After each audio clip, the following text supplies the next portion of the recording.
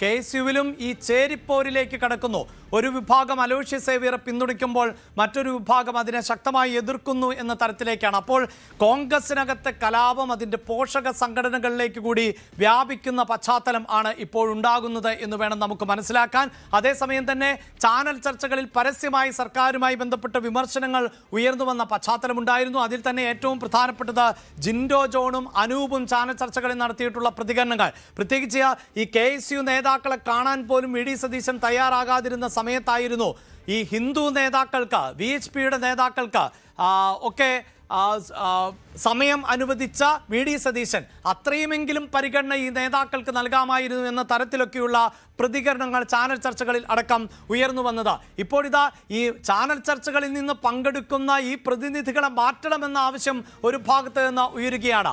അതിനിടെയാണ് ഇവരുടെ തന്നെ പ്രതികരണങ്ങൾ എന്താണ്? തൻ്റെ വിമർശനം ആശയപരമാണ് എന്നും വ്യക്തിപരമല്ല എന്നുമാണ് ജിൻഡോ ജോൺ പറഞ്ഞത്. അത് തുടരുക തന്നെ ചെയ്യും. VD സതീശനെതിരെ ഒളിയമ്പും ജിൻഡോയുടെ ഭാഗത്ത് നിന്ന് ഉണ്ടായിരുന്നു. വിമർശനങ്ങൾക്കെതിരെ നടപടി ഉണ്ടെങ്കിൽ അത്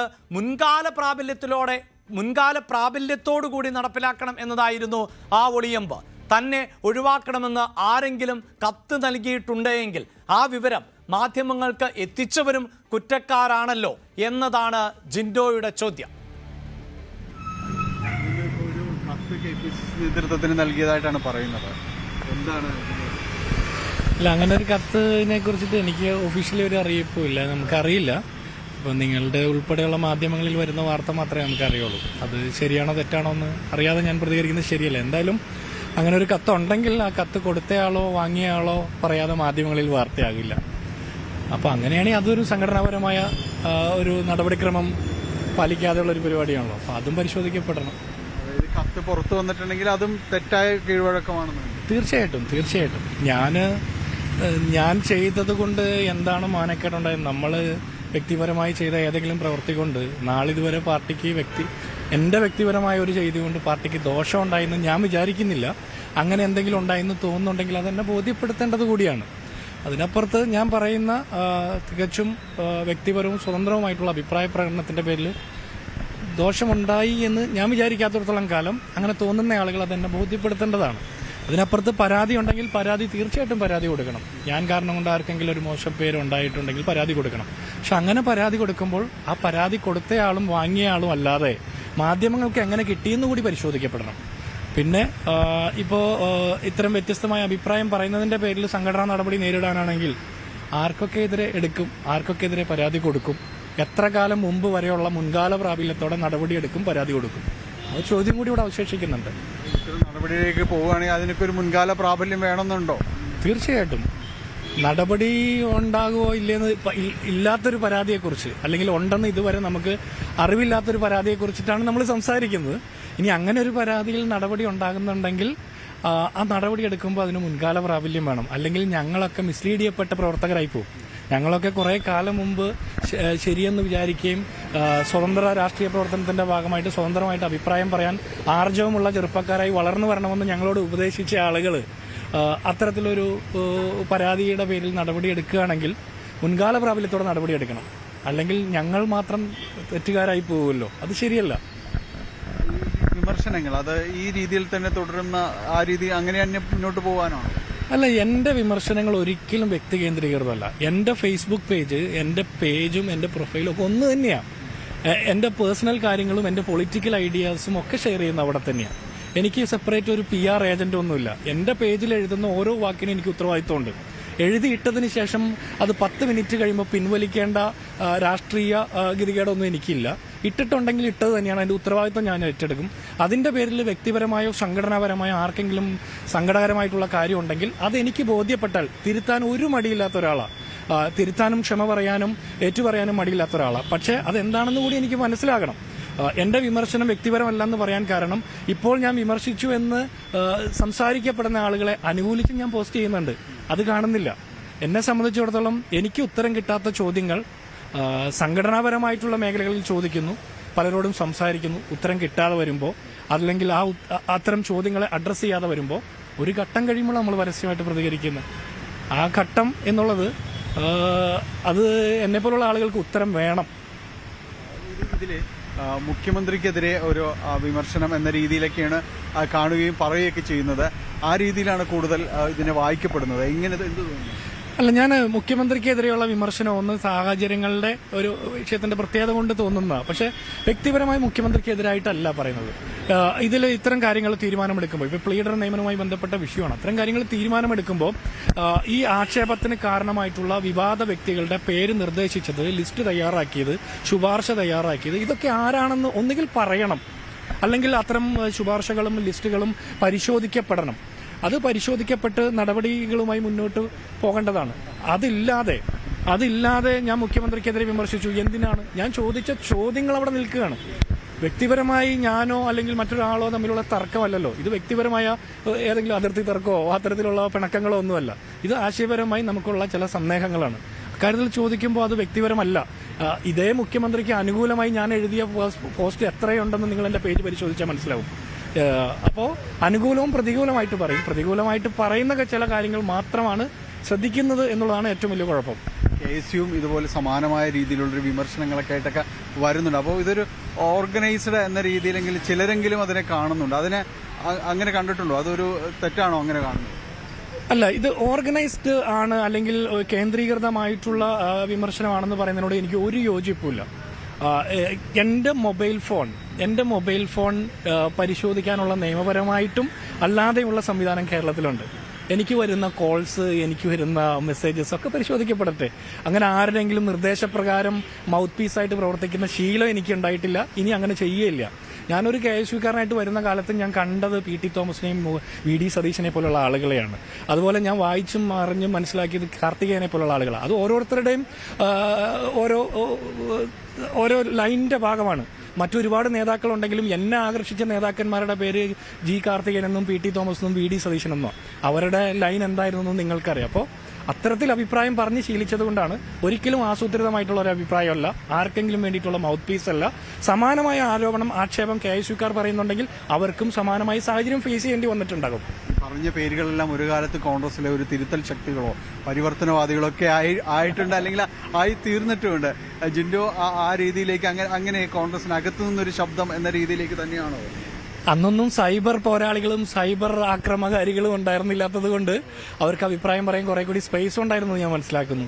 ഇന്ന് നമ്മൾ പറയുന്ന അഭിപ്രായത്തിന്റെ ശരിയല്ല, അല്ലെങ്കിൽ അതിലെ സന്ദേഹങ്ങളല്ല പരിശോധിക്കപ്പെടുന്നത്. ഞാനെന്ന് പറഞ്ഞ വ്യക്തിയെയാണ് ഓഡിറ്റ് ചെയ്യപ്പെടുന്നത്. അങ്ങനെയല്ല. ഞാൻ പറഞ്ഞ ചോദ്യങ്ങൾ, ഞാൻ ഉന്നയിക്കുന്ന ആശയങ്ങൾ അതാണ് സംസാരിക്കപ്പെടേണ്ടത്. പക്ഷെ ഞാൻ ഇപ്പോഴും പറയുന്നു, എന്നെപ്പോലുള്ള ആളുകളെ ഇൻസ്പയർ ചെയ്ത നേതാക്കന്മാരവര് ഒരു തരത്തിലും വൈര്യനിരാധന ബുദ്ധിയോടെ പെരുമാറുന്ന ആളുകളല്ല അവരൊന്നും. അങ്ങനെ ആയിട്ടുമില്ല, ആകില്ലെന്നാണ് എന്റെ വിശ്വാസം. പക്ഷെ വിഷയങ്ങളാണ് പരിശോധിക്കപ്പെടേണ്ടത്. വിഷയാടിസ്ഥാനമായിട്ടുള്ള നിലപാടാണ് എടുത്തിട്ടുള്ളത്. നേതൃത്വത്തിനെതിരെ ശബ്ദമുയർത്തുമ്പോൾ അല്ലെങ്കിൽ വാളെടുക്കുമ്പോൾ പലപ്പോഴും ഇല്ലായ്മ ചെയ്യപ്പെട്ടു പോകും, എലിമിനേറ്റ് ചെയ്യപ്പെടും എന്നൊക്കെയാണ് പൊതുവിൽ. അങ്ങനെ ഒരു ഭീതി ഉണ്ടോ? എനിക്ക് ഒരു തരത്തിലും പേടിയില്ല. ഒന്ന്, ഞാൻ നേതൃത്വത്തിനെതിരെ അല്ല സംസാരിക്കുന്നത്, പാർട്ടിക്കെതിരെയല്ല സംസാരിക്കുന്നത്, മുന്നണിക്കെതിരെയുമല്ല സംസാരിക്കുന്നത്.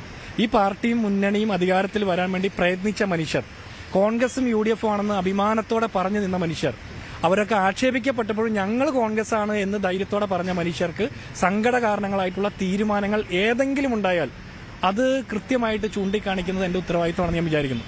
എനിക്ക് എന്നെ സംബന്ധിച്ചിടത്തോളം അങ്ങനെ ഒരു ഭയവും ഇല്ല. നമ്മളൊക്കെ വന്ന വഴികളും കടന്നു വന്ന ഓർമ്മകളും ഭയത്തിന്റെ അല്ല, നമ്മൾ അത് ശീലിച്ചിട്ടില്ല. അതുകൊണ്ട് അങ്ങനെയൊന്നും ഭയപ്പെടുത്താൻ പറ്റില്ല. ആരുടെയും ചട്ടുകമല്ല എന്ന് തന്നെയാണ്. 100% ഒരാളുടെയും ചട്ടുകമല്ല. അത് എന്റെ ഫേസ്ബുക്ക് പേജിൽ കഴിഞ്ഞ 6 മാസത്തെ പോസ്റ്റുകൾ നിങ്ങൾ പരിശോധിച്ചാൽ നിങ്ങൾക്ക് മനസ്സിലാവും. വ്യക്തി കേന്ദ്രീകൃതമായ വിമർശനമല്ല, ആശയപരമായിട്ടും സംഘടനാപരമായിട്ടുള്ള സന്ദേഹങ്ങളാണ് ഉന്നയിക്കുന്നത്. ആരുടെയും ചട്ടുകങ്ങളല്ല. അത് AICC വർക്കിംഗ് കമ്മിറ്റി മെമ്പറെ തൊട്ട് താഴോട്ടുള്ള ആരെയും വിമർശിക്കാൻ പറ്റും. എന്നെയും വിമർശിക്കണം. വിമർശനങ്ങളെ സ്വീകരിക്കുമെന്ന് പറയുന്ന അല്ലെങ്കിൽ നെഹ്റുവിയൻ ലെഫ്റ്റ് എന്ന് പറയുന്ന ഒരാളാണ് ഞാൻ. അപ്പോൾ നെഹ്റുവിയൻ ലെഫ്റ്റ് ആണെങ്കിൽ വിമർശനങ്ങളെ സാഗൂതം കേൾക്കണമെന്നാണ് എന്റെ ഒപ്പീനിയൻ. അതുകൊണ്ട് എന്നെയും വിമർശിക്കട്ടെ. സൈബർ ആരാധകരും ബുള്ളിങ് നടത്തുന്നവരും അവരെഴുതുന്ന എല്ലാ കമന്റും വായിക്കുന്നുണ്ട്. ഞാൻ ഇതെല്ലാം വായിച്ച് മനസ്സിലാക്കുന്നുണ്ട്. ഇതിലെ ശരി തെറ്റുകൾ ഇത് ആരൊക്കെയാണ് ഇടുന്നതെന്നൊക്കെ മനസ്സിലാക്കുന്നുണ്ട്. അപ്പോൾ ഒറിജിനലി ജീവിച്ചിരിക്കുന്ന മനുഷ്യരുടെ ആശങ്ക എനിക്ക് മനസ്സിലാകും, അല്ലാത്ത ഫേക്ക് ആയിട്ടുള്ള ഐഡിയിൽ നിന്ന് വരുന്നതും മനസ്സിലാകും. നിലപാടുകൾ തുടരും. 100% തുടരും. ഞാനൊരു കോൺഗ്രസ്സുകാരനാണല്ലോ. ഏതായാലും ജിൻഡോ തൻ്റെ നിലപാടുകൾ വളരെ കൃത്യമായിട്ട് തന്നെ പറയുകയായിരുന്നു. ഇതേ രീതിയിൽ തന്നെ പോകും, വിമർശിക്കുന്നത് അത് ആശയപരമാണ്, അത് ആ രീതിയിൽ തന്നെ തുടരുമെന്ന് തന്നെയാണ് ജിൻഡോ ജോണിൻ്റെ നിലപാട്. ഇത് നേരത്തെ തൊട്ട് തന്നെ, അതായത് ഇത്തരം പരാതികൾ ഉയരുന്നുണ്ടെങ്കിൽ അതിന് മുൻകാല പ്രാബല്യം വേണമെന്ന് കൂടി ജിൻഡോ പറഞ്ഞു വെക്കുന്നു. ക്യാമറാമാൻ ശ്യാംലാലിനൊപ്പം ഡാനി പോൾ, ന്യൂസ് 18 കൊച്ചി. യെസ്, ഇതാണ് ജിൻഡോയുടെ ഭാഗത്ത് നിന്ന് ഉണ്ടായ പ്രതികരണം. വീണ്ടും ഡാനിലേക്ക് പോകുമ്പോൾ, ഡാൻ, ഇതിപ്പോൾ നേരത്തെ ഒരു പരിധിവരെയെങ്കിലും സംഘടനാ തലത്തിൽ നമുക്കറിയാമല്ലോ, ഇപ്പോൾ KPCCക്ക് തന്നെ പല നിയമനങ്ങളുമായി ബന്ധപ്പെട്ട് പരാതി ലഭിച്ചിരുന്ന സാഹചര്യമുണ്ട്.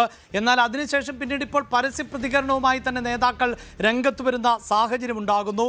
പ്രത്യേകിച്ച് പല നേതാക്കളുടെയും വായടപ്പിക്കുമ്പോൾ ഏത് തരത്തിലായിരുന്നു VD സതീശൻ ഉൾപ്പെടെയുള്ളവർ സംസാരിച്ചിരുന്നത് എന്ന ഓർമ്മപ്പെടുത്തിക്കൊണ്ടു തന്നെയാണ് ജിൻഡോയുടെ പ്രതികരണം പുറത്തു വരുന്നത്. ഇതാ ഇപ്പോൾ ഉമ്മൻചാണ്ടി അനുസ്മരണത്തിൽ KC വേണുഗോപാൽ സംസാരിക്കുകയാണ്. ഒരു പക്ഷേ അദ്ദേഹത്തിൻ്റെ ഭാഗത്ത് നിന്ന് ഏതെങ്കിലും പരാമർശം ഉണ്ടാകുമോ എന്ന് നമുക്ക് കണ്ടറിയണം. നേരത്തെ ചാണ്ടി ഉമ്മൻ സംസാരിച്ചപ്പോൾ പറഞ്ഞത് ഒരു കാരണവശാലും ഇതിനെ ഒരു വിവാദവേദിയാക്കി മാറ്റരുത് എന്ന തരത്തിലുള്ള സംഭാഷണമാണ് നടത്തിയത്. പ്രത്യേകിച്ച് ഉമ്മൻചാണ്ടി അനുസ്മരണം അത് തുടങ്ങിയപ്പോൾ മുതൽ വിവാദങ്ങളുണ്ട്. പക്ഷേ അങ്ങനെ ഒരു വേദിയാക്കി മാറ്റരുത് എന്ന് ചാണ്ടി ഉമ്മൻ പറഞ്ഞു വെക്കുന്നുണ്ട്. പക്ഷേ കോൺഗ്രസിനകത്ത് തന്നെ ചോദ്യം ഉയരുന്നുണ്ട്, എന്തുകൊണ്ട് ഇങ്ങനെ ഒരു ചടങ്ങിലേക്ക് VD സതീശനെ ക്ഷണിച്ചില്ല എന്ന്. ആ വിവാദം സ്വാഭാവികമായും കോൺഗ്രസിനകത്ത് നിന്നാണ് ഉണ്ടാകുന്നത്, മറ്റ് രാഷ്ട്രീയ എതിരാളികളിൽ നിന്നല്ല. അതിനിടയിൽ തന്നെ ഇപ്പോൾ ഇതാ KSUവിനകത്തും അഭിപ്രായ ഭിന്നത ശക്തമാകുന്നു എന്ന് തന്നെയാണ് നമുക്ക് മനസ്സിലാക്കാൻ സാധിക്കുന്നത്. അപ്പോൾ ഇത് മറ്റ് സംഘടനകളിലേക്ക്, യുവജന സംഘടനകളിലേക്കൊക്കെ പടരുന്ന ഒരു സാഹചര്യമാണോ ഉള്ളത്, ഡാൻ?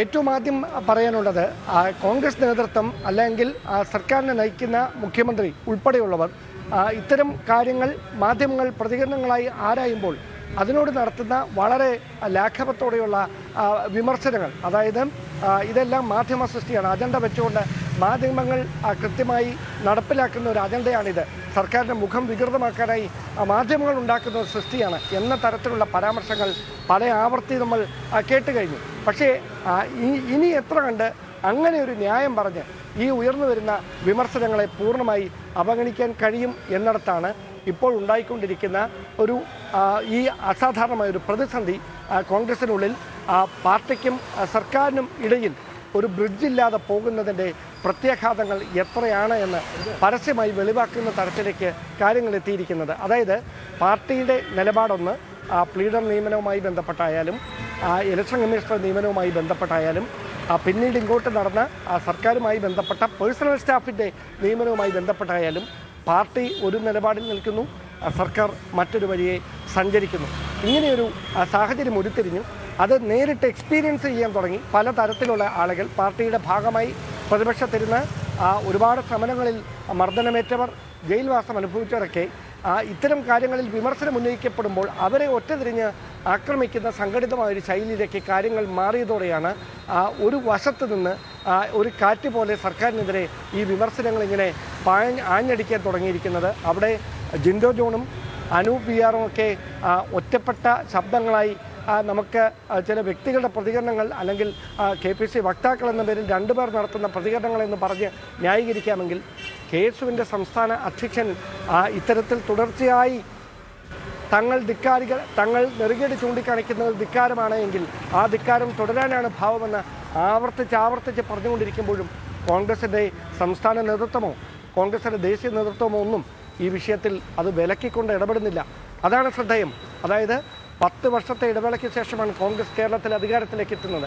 അങ്ങനെ അധികാരത്തിലേക്ക് എത്തുന്ന കോൺഗ്രസിൻ്റെ ഭരണത്തിൻ്റെ ശോഭ കെടുത്തുന്ന തരത്തിലുള്ള പ്രതികരണങ്ങൾ ഏത് നേതാവിൻ്റെ ഭാഗത്തു നിന്നാണ് വരുന്നതെങ്കിലും അത് അംഗീകരിക്കാനാവില്ല എന്ന് പരസ്യമായൊരു നിലപാടെടുക്കാൻ KPCC നേതൃത്വത്തിനോ AICC നേതൃത്വത്തിനോ കഴിയാതെ പോകുന്നിടത്താണ് ഈ എതിർസ്വരങ്ങളുടെ, ഈ വിമർശനങ്ങളുടെ പിന്നിൽ കൃത്യമായ ഒരു പിന്തുണയുണ്ട്.